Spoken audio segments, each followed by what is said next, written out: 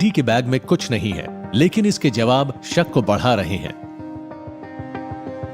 इनका एक्सरे करना चाहिए। इनकी कहानी बहुत गोलमोल है। उसकी कहानी बहुत ही अजीब है। मुझे समझ ही नहीं आ रहा है वो सच कह रही है या कुछ झूठ। कह नहीं सकता, इसकी कहानी बहुत ही अजीब सी है। मुझे लगता है इनके पास कुछ ना कुछ तो है। इनकी सारी बातें झूठी लग रही हैं।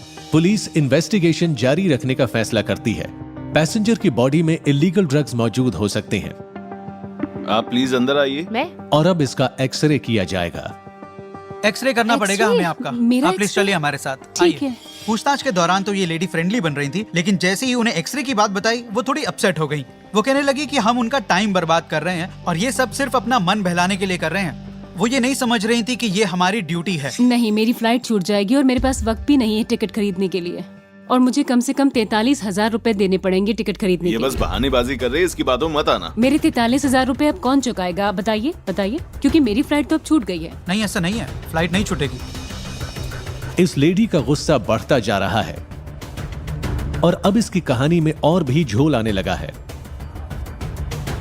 ये थोड़ी सी नर्वस हो रही है। हद हो गई सुनिए, है। जब आपने टिकट खरीदी नहीं है तो आपका नुकसान कैसे हो सकता है? पर मेरा वक्त तो बर्बाद हो ठीक रहा है, है मैं ना। आपकी बात समझ रहा हूँ, पर हमें भी अपना काम करना है। कुछ नहीं, बस आप लोग मजाक कर रहे हैं मेरे साथ। ये मजाक नहीं है मैडम, ये हमारा काम है। ऑफिसर्स को लगता है कि कई बॉयफ्रेंड्स वाली ये कहानी उन्हें भटकाने के लिए है। मामला ज्यादा ही संगीन है। इनके पास कुछ है या नहीं ये तो मैं नहीं कह सकता, लेकिन ये पक्का झूठ बोल रही हैं। शायद इश्क मोहब्बत के इसके दिन अब खत्म हो चले हैं। Madrid, Spain. Anti narcotics officers ने पनामा से आई एक पैसेंजर को रोका है। उसके पासपोर्ट में दर्ज कई छोटी छोटी ट्रिप्स की वजह से उस पर शक बढ़ा था ये कुछ ना कुछ छुपा रही हैं। और उसकी अजीबोगरीब कहानी से ऑफिसर्स का शक और बढ़ गया है। मेरे 3 बॉयफ्रेंड्स और एक